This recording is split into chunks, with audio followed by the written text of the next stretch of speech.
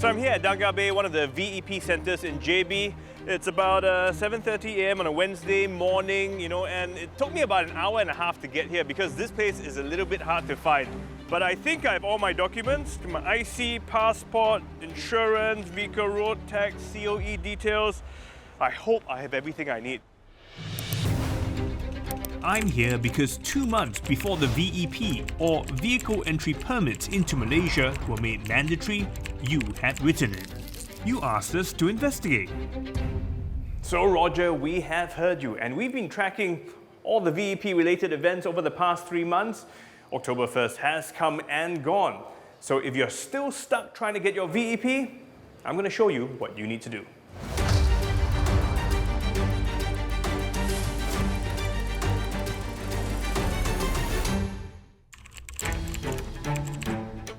Since October 1st, all Singapore-registered vehicles will need a VEP, or Vehicle Entry Permit, to enter Malaysia. Together with my co-hosts Muna and Trey, we'll be trying to get this permit in different ways. Okay, so vep.jpj.gov.my. Now I've already decided I'm going to be opting for the delivery option to get my tag. Let's go ahead, create an account, and already there's a lot of information I have to give. I mean, apart from my IC, passport, I have to give my vehicle road tax, my insurance details, the model of the car, the COE details. I mean, I understand the car-related stuff, but why do I need to provide my insurance, policy numbers, my road tax information? It's a little concerning. I just worry a bit about privacy. So I've completed the application and I've gotten an email that says that they're in the midst of reviewing the application now, and I'm expected to receive an email notification of my application status. It doesn't tell me when I'll expect to hear back. I do go into Malaysia quite a bit, so this tag is going to be very useful for me. I will be opting for the self-collection of the VEP, and I've got my documents all set up in a folder. Alright, so I'm ready to apply from this website, jpg.gov.my. Good luck to me! Meanwhile, I've made the trip up north to Johor Bahru to physically start the process. I'm told that it is possible to get your VEP in just a day by visiting the branch at Danga Bay in JB, a 20-minute drive from the Woodlands Causeway. Oh my gosh, there's a queue already. Wow, it goes all the way around the corner. Easily 50, maybe 60 people in the line. And the place only opens at 9 a.m. That's in almost about an hour and a half. I guess I better go join the queue.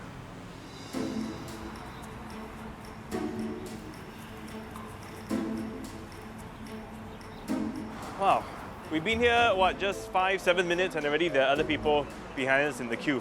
So I'm going to leave my producer, Aini, here. She's going to book my spot for me because I want to go and talk to some of these people. Why are you doing it physically? Physically?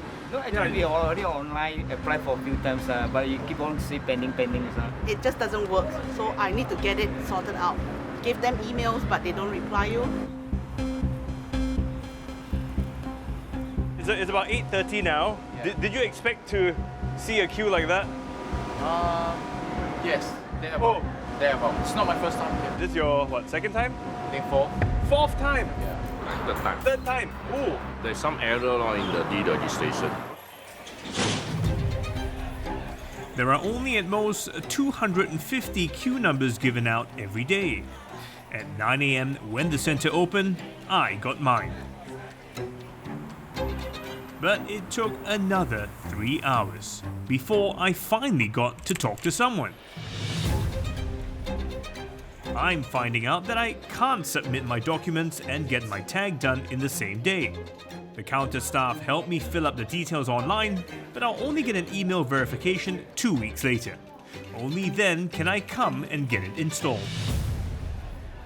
Moral of the story, at the end of the day, go online, create your own account, fill out as much as you can there. Only when you get confirmation from an email, then come down and they will help you install the sticker. These are the coveted stickers, an RFID tag that is essentially your vehicle's identity card.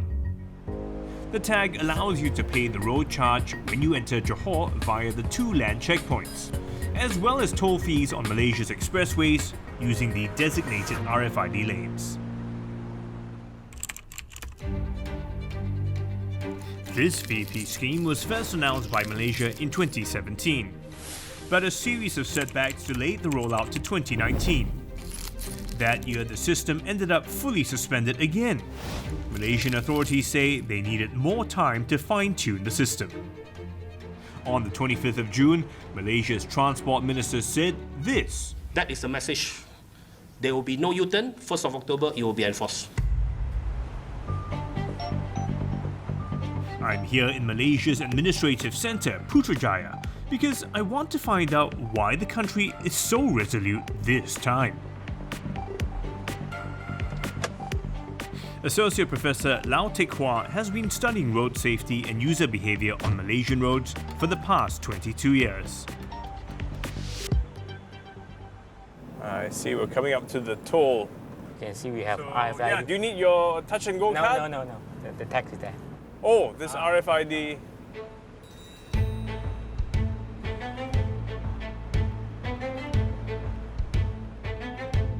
Oh wow, that was quick. Otherwise I would have to stop, roll down the window, tap the card and right? Yes. So next time when Singapore vehicle equipped with RFID, you can pass all the toll with RFID technology.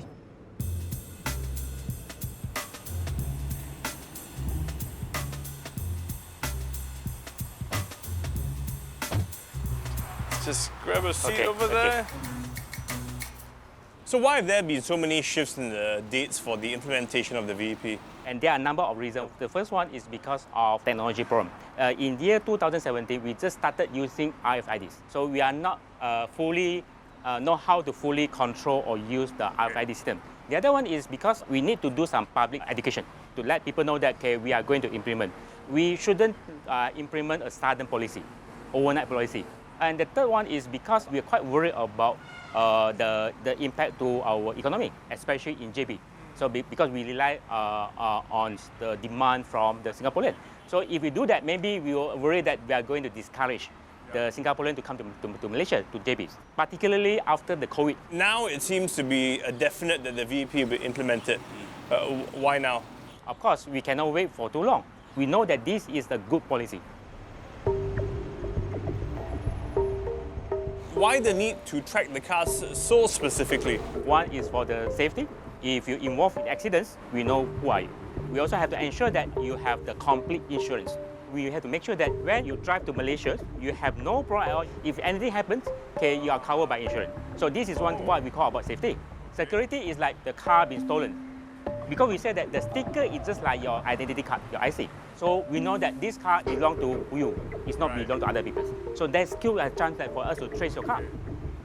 We've also been told that the VEP will be used to catch those who have not paid their fine. Yes.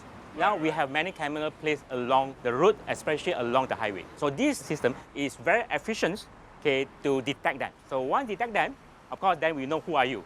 Does that mean there are a lot of Singapore cars who are misbehaving here in Malaysia? Yeah, because when you come to Malaysia, we have longer roads. The most common violation made by Singaporeans are speeding violation. I see. I think this is not right. If people make mistake, they have to be punished. Singapore cars make up the bulk of foreign registered cars entering Malaysia, about 18,000 every day. Compare this to only about 1,000 Thai registered cars that enter Peninsular Malaysia daily. So it's no wonder Singaporeans make up the largest group of foreign drivers being issued fines in the country. But as I'm about to find out, some drivers here are crying foul over these fines. We got stopped by the traffic police. So they told us that they had our entire offence captured on camera.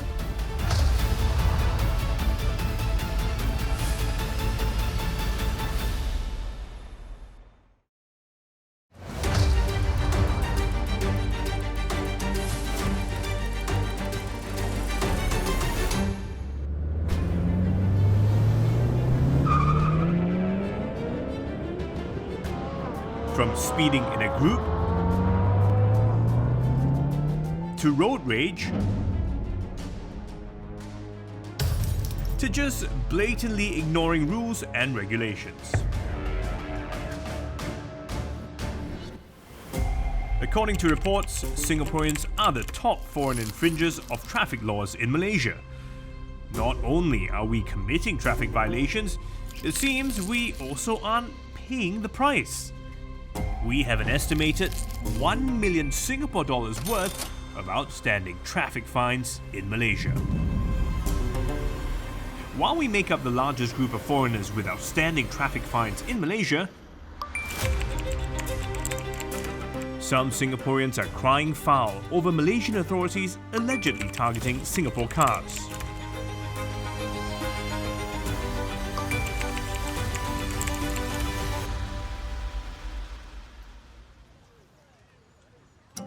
Chen Pei Chi feels like she might have been on the receiving end of such targeting.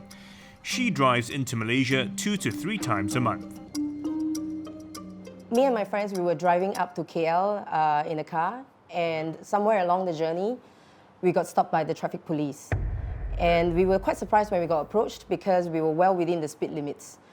So the police told us the reason why they stopped us was because we were overtaking dangerously at the bend.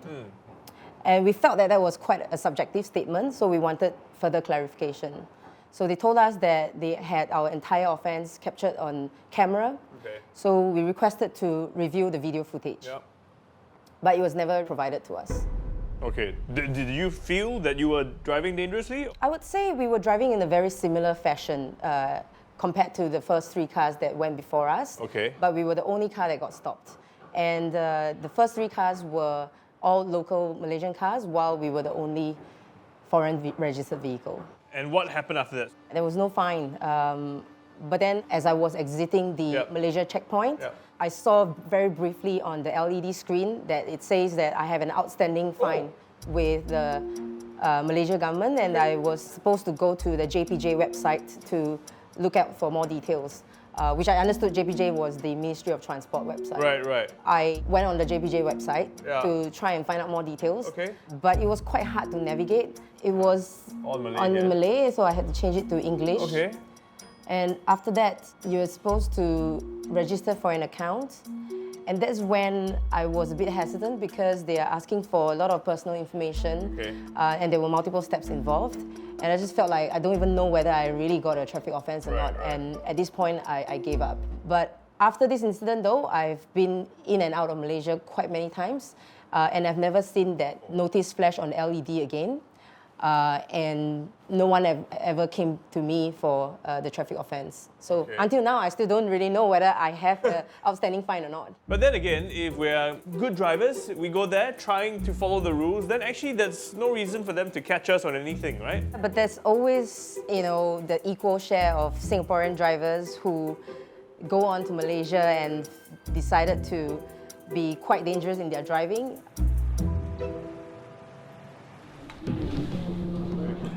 I want to know if Singapore drivers are being unfairly targeted.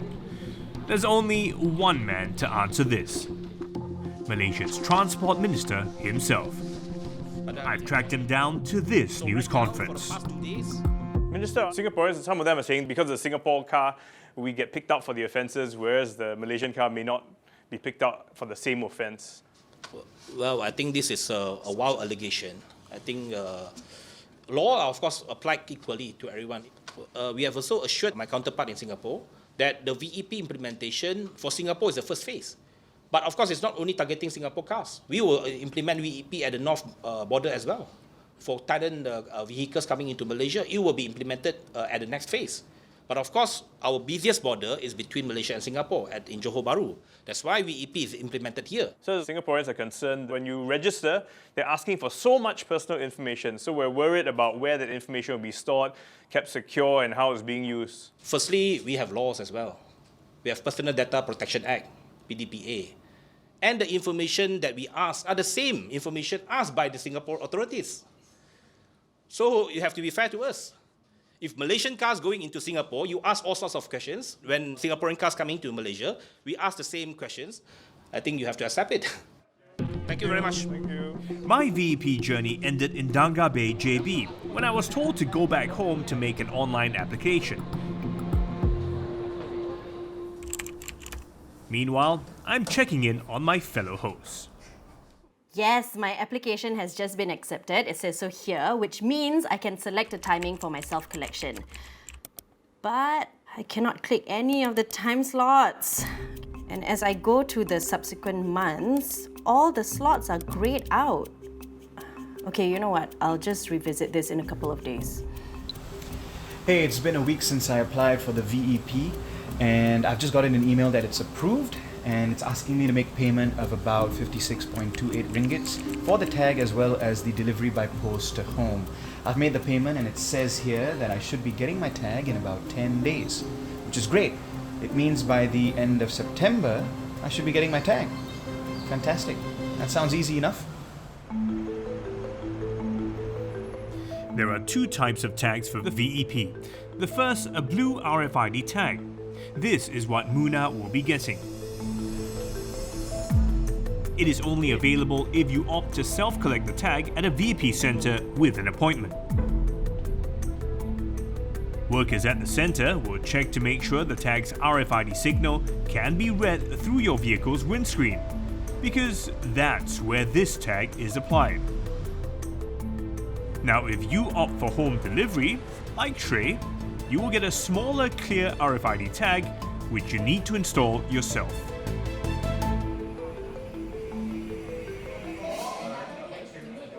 I'm getting Ng Po Heng, the man who has been put in charge of the VEP Centre in Woodlands, to show me how it's done.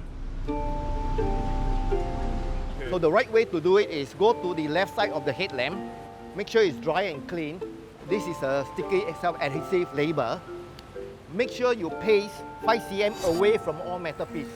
And the best way is in the center, right here. Okay, so once I've stuck it on, I still have to activate it, right? That's what it says here. That's right. Yeah. So after this is done, what you need to do is take a picture, and the picture have to see the label, the car plate, and the color of the car. Once the picture is taken, go to your VEP AMS app, key in the serial number, upload the picture, and wait for activation. And once it's activation, that is final, and this will last you 5 years before you need to renew. Okay. Having the VEP tag delivered to your home and then installing it yourself looks simple enough. But I'm about to find out that some drivers aren't finding it so.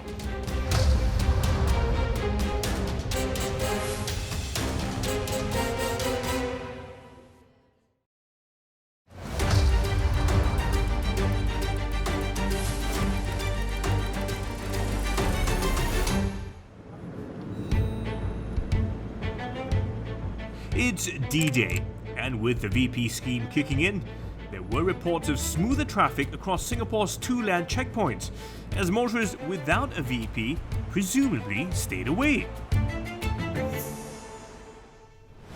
As of October 3rd, Malaysia's Road Transport Department says around 75,000 Singapore-registered vehicles already have activated VEP tags. Additionally, tags have been mailed to another 37,000 vehicles but have yet to be activated. So I'm here at the Woodlands VEP Centre. This was set up in August to help Singaporeans with their applications. A month later, in September, they also started offering the service to install your VEP here if you opted for self-collection. I am here because I want to know what issues remain after the VEP scheme is in place. Pasting on the VEP tag, right? So I pasted on my headlamp, but the headlamp they said is wrong. It's just that you paste it on the headlight, and there are some people who went through the customs and it's cannot be read. Oh, didn't work. So they say you have to do it all over again. If the headlight is damaged, I will have to redo the whole thing for the tag. So I rather have it on the windscreen. Car wash or people itchy hand, you scratch it, then you spoil, then you have to spend all the trouble to redo everything again. It's safer to paste it inside the screen. Typically what happens now is that people who happen to have a headlamp type, they come here, they say, hey, I got headlamp, I like to change to windscreen. Okay. Quite natural. Being Singaporean, car very precious. You don't want it to be outside. We understand that. So what we do is when customer come, we allow them to change and then issue them a new one under windscreen. Oh, so they can come here, you can give them a windscreen one. If they have not stick it on and activated, we can help them reject and then we order the new tech windscreen type and we can bring it here the next day and for them to install on their Okay, if they haven't stuck it on and haven't activated it, what if they stuck it on and activated If they stuck it on, not activated, we can still do so. Okay. But once it's activated, then it's considered, unfortunately, a direct process. Oh, so once it's activated, it's in the system as working, which means you have to deregister it and start the whole process again. That's It means apply brand new. Yes, in that sense, that's a process. Well, the main thing is to not activate it yet if you're not sure. That's right. Currently, the windscreen version is only available for collection and installation at the VEP Service Centres. As of 21st October, there's one in Singapore and 3 in Johor Bahru.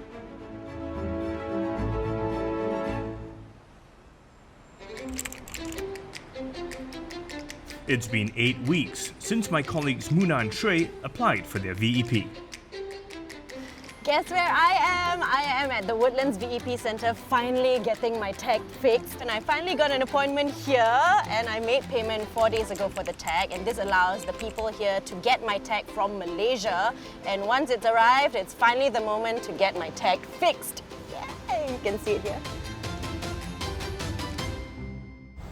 Hey guys, I got an email on 4th of October that my VEP has finally been shipped out, but it's the end of October and I haven't received anything. So here are a few quick tips about getting that VEP. First of all, register online. And once you get the approval, you can then choose the installation method that suits you. For me, after all I've heard, I'm choosing the self-collection of a windscreen tag right here in Singapore. And in fact, right here is also where they will install it for you. Once you're done with that, you're good to make those road trips to Malaysia once again.